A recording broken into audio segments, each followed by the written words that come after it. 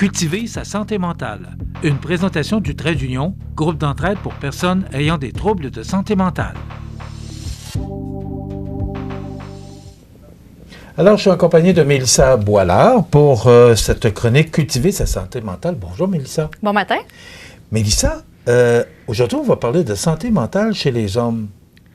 Oui. Pourquoi on parle de santé mentale chez les hommes aujourd'hui? Plus spécifiquement pour les hommes, parce qu'en fait, la santé mentale n'a pas de genre, ni de race, ni de classe sociale. On peut tous être affectés à un moment de notre vie. En fait, 25 de la population québécoise va l'être au cours de sa vie. Ce qui est différent un peu au niveau des hommes, c'est que les demandes d'aide sont moins là. Mais quand on regarde les statistiques, la souffrance, elle est omniprésente, autant que pour les femmes. Mais c'est pas eux qu'on va voir dans les ressources, qu'on va voir aller chercher de l'aide au niveau des psychologues, des travailleurs sociaux de ce monde. Et ils sont surreprésentés 3 fois plus nombreux au niveau du suicide également. Donc, il y a quelque chose là, à creuser là, au niveau de la masculinité. Pourquoi? Pourquoi les hommes sont... C'est de la timidité, de l'orgueil? C'est quoi exactement? Bien, c'est un peu tout ça. Hein? C'est en fait la façon dont on a été élevé au niveau de la société. Notre environnement joue un rôle quand même important. T'sais, on parle souvent de masculinité toxique, là, mais j'aime pas ce mot-là parce que c'est pas parce qu'on a une certaine masculinité, qu'on est un homme, que c'est absolument toxique. Qu'on est plus fort que... Hein? C'est ça. Mais on parle plutôt que les petits garçons, on vise beaucoup sur l'autonomie, on vise sur... on va faire face aux agressions, on n'a pas le droit de pleurer. Il faut être débrouillard, il faut être fort, il faut s'occuper des femmes autour de nous, etc. Donc, on cache notre vulnérabilité, hein, on ne veut pas trop la montrer, on ne veut pas trop en parler. Fait que demander de l'aide, là, c'est à l'encontre, en fait, de ce qu'on a appris depuis qu'on est tout jeune. Mais est-ce que ça change? Est-ce que dans mon temps, c'était comme ça, mais est-ce qu'encore aujourd'hui, c'est comme ça? Bien, est-ce que ça tend à changer? C'est encore comme ça aujourd'hui parce que les statistiques n'ont pas changé. Eux autres. Donc, depuis là, les dernières statistiques 2022-2023, on a encore la même proportion. Parce que bien, maintenant, on va sonder d'autres choses qu'un trouble de santé mentale. On va sonder la souffrance, on va sonder la tristesse, la dépression des gens, comment ils vont, leur mieux-être. Et les hommes ressortent encore hyper nombreux et sont encore sous-représentés dans les demandes d'aide. Donc, il y a encore quelque chose. Par contre, les prochaines générations, est-ce qu'il y aura de l'amélioration? Peut-être. Parce qu'on est peut-être élevé d'un peu de la même façon, de façon différente, en fait.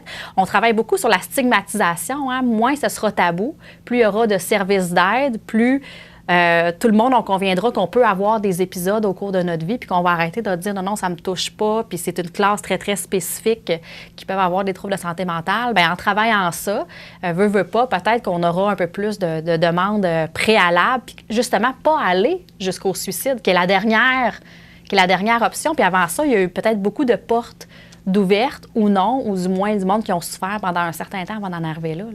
Mais Mélissa, est-ce que le fait d'en parler aujourd'hui, dans les années 60, 70, 80, même 90, on ne parlait pas de santé mentale, non. En tout cas, pas ou peu, là. C'est mieux connu aujourd'hui. Est-ce que le fait d'en parler plus, est-ce que c'est un mot...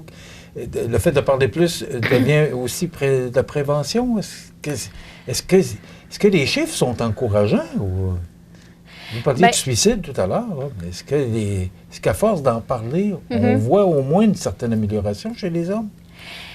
Il y a de l'amélioration, mais plus au niveau des femmes. Au niveau des hommes, les statistiques ne bougent pas beaucoup, comme je disais. Au niveau des femmes, on va avoir plus de demandes d'aide plus rapidement. Donc, il y a une accentuation, là, on les voit davantage, ces femmes-là. Donc, on peut les prendre plus tôt en prévention aussi. Parce que c'est comme pour n'importe quelle sphère de la population aussi. Hein. Ce qu'on dit, c'est que dès qu'il y a un petit quelque chose, dès qu'il y a un changement, dès qu'on ne file pas bien, si je vais chercher de l'aide, ou ne serait-ce, là, quand je parle de chercher de l'aide, ça peut être à différents niveaux, ça dépend c'est quoi, mais ne serait-ce que d'en parler, de pouvoir le ventiler à quelqu'un, de pouvoir en parler avec son employeur pour avoir des accommodations si ça va moins bien, de pouvoir s'ouvrir à sa conjointe, etc. Bien, ça, des facteurs de protection, ça, qui vont faire qu'on n'en arrivera peut-être pas à une débandade, là, à plus loin, puis avoir une hospitalisation, puis un trouble sévère et persistant. T'sais, idéalement, on veut éviter ça, là. On veut être soigné ou aller vers un rétablissement le plus tôt possible. Alors, les hommes ont besoin d'aide aussi, là. Bien, absolument. C'est ce que les chiffres démontrent. Ils sont pas moins à risque d'avoir un diagnostic en santé mentale. Pour certains diagnostics, ils sont un petit peu plus hauts que les femmes, pour certains diagnostics, un petit peu plus bas, mais c'est la même chose. C'est juste que c'est la pointe de l'iceberg qu'on voit. C'est ce qu'on croit, du moins. Comment voir que ça ne va pas? C'est quoi les signes? Il doit y avoir des signes? Il y a des signes. Oui. Beaucoup des changements. Changement d'humeur, plus d'irritabilité. Chez les hommes, là, on va aller plus dans l'irritabilité, dans la colère, plus de colère, difficulté à dormir, l'alimentation peut changer. Quelqu'un qui consommait une bière une fois de temps en temps, mais qui se met à consommer davantage, qui s'isole aussi, là, qui se met en retrait, qui discute moins, qui ne veut plus sortir, un changement dans les habitudes, ça, c'est un signe que ça ne va pas. OK. Qu'est-ce qu'on peut faire? Quand Bien, on commence à détecter ça, oui. c'est souvent la conjointe là, qui va voir ces signes-là, ou les enfants. Là. Mm-hmm. C'est quoi le premier... Parce que vous l'avez dit, là, les hommes particulièrement ne veulent pas trop en parler ou Oui. ils vont se refermer sur eux-mêmes. On fait quoi? Comment Ou du moins, ils comment iront on peut pas... intervenir? Au moins, ils n'iront pas directement, eux autres, ouvrir le dialogue, sans que l'autre personne ait ouvert le dialogue. Mais comme en prévention du suicide, on dit tout le temps qu'il faut en parler. Il faut le nommer, puis il faut demander clairement.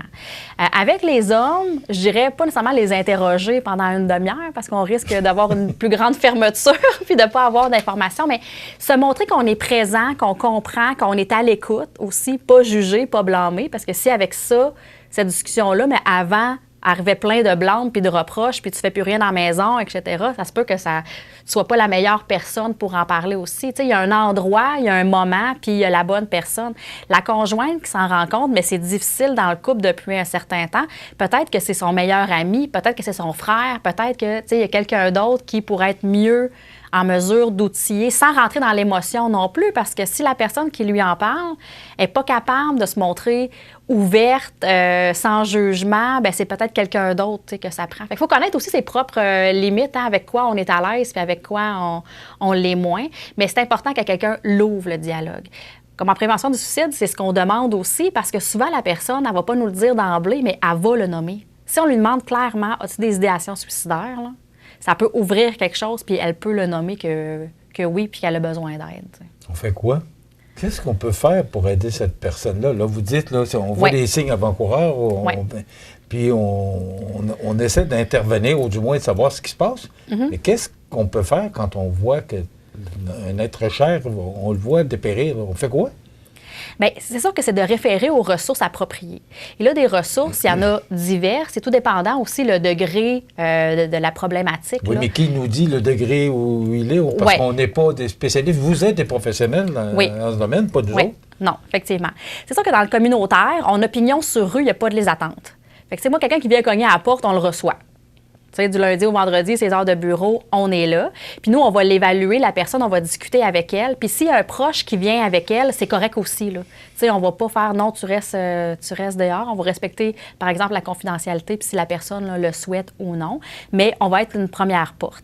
C'est sûr que la porte d'entrée, c'est le 811, option 2, psychosocial au 6, où la personne, par téléphone, va expliquer brièvement sa situation et elle va être référée au bon service après ça. Est-ce que c'est un psychiatre directement? Est-ce que c'est venez-vous-en à l'urgence? Est-ce que c'est on va vous mettre sur une liste d'attente ou on va vous rappeler pour voir un psychologue, un travailleur social? Est-ce que ça va être référé au communautaire, là, comme je mentionnais? Mais nous, pas besoin de référence. Là, on peut venir chez nous directement.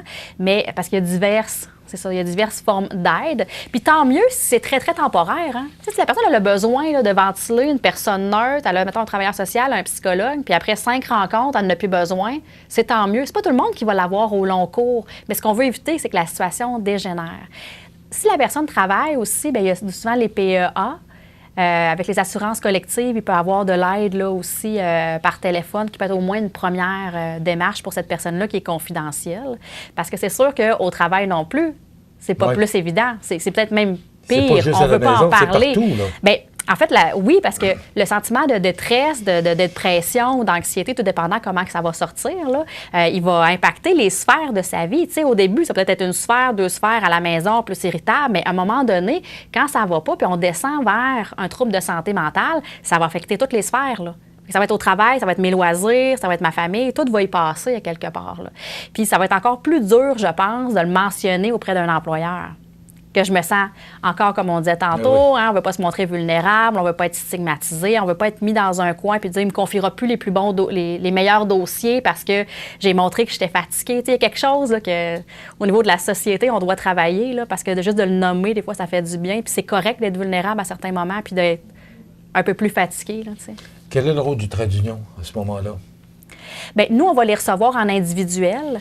Puis après ça, bien, tout dépendant de la personne, si elle a besoin d'être référée au CIS, on va le faire. Et si elle a besoin d'intégrer des groupes, parce qu'on croit beaucoup, nous, à la force du groupe, du partage entre eux, de normaliser entre eux, de voir qu'on n'est pas tout seul dans cette situation-là. Puis il y a des enseignements qui se font entre eux, mais il y a toujours un intervenant quand même là, qui est là. Donc, on a divers services. Et ça définit bien le trait d'union. Absolument, absolument. Numéro de téléphone? 418-248-4948. Et on est à quelle adresse? 64 rue Saint-Jean-Baptiste-Ouest, tout près d'ici.